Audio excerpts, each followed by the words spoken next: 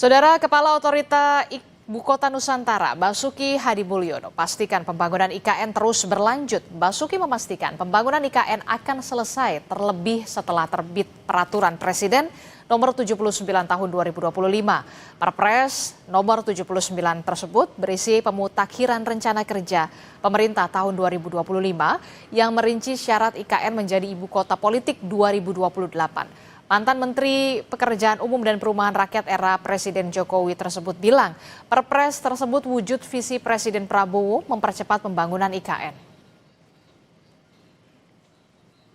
Tentang keberlanjutan dan kepastian pembangunan IKN ini, ya, dengan segala upaya kami, bahkan kami pindah ke sini itu untuk menjawab bahwa ya IKN akan berlanjut dan dapat kita selesaikan.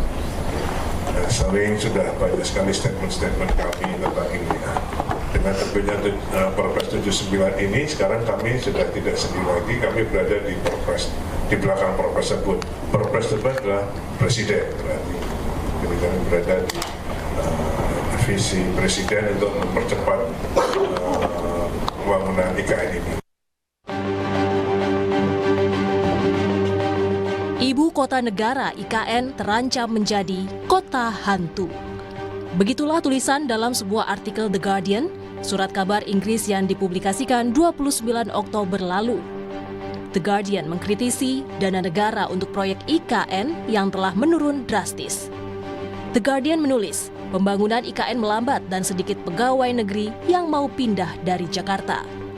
Center of Law and Economic Studies menilai, posisi Prabowo dilematis karena menolak IKN secara terang-terangan akan dianggap berlawanan dengan misi Presiden ke-7 RI Joko Widodo. Selios pun memandang IKN jadi beban proyek yang mahal era Prabowo dan rawan gagal.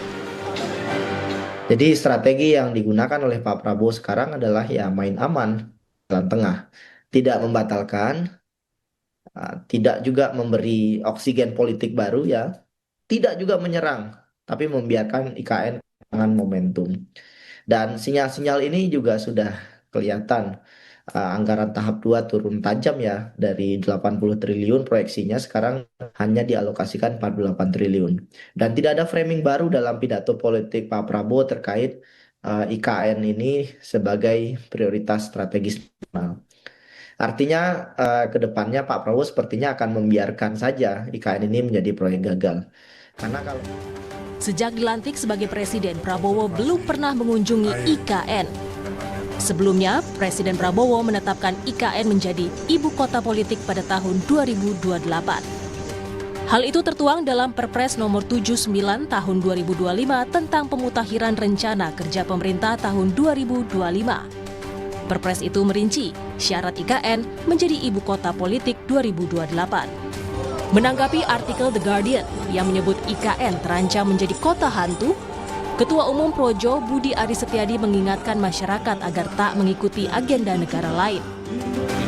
Jangan kita mengeksploitasi hal-hal yang membuat bangsa kita ini jadi terpuruk. Kan yang nggak pengen maju kan negara lain.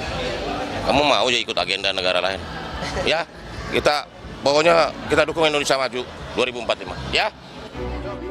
Sementara itu, Menteri Keuangan Purbaya Yudi Sadewa yakin IKN tak akan jadi kota hantu jika pertumbuhan ekonomi Indonesia baik.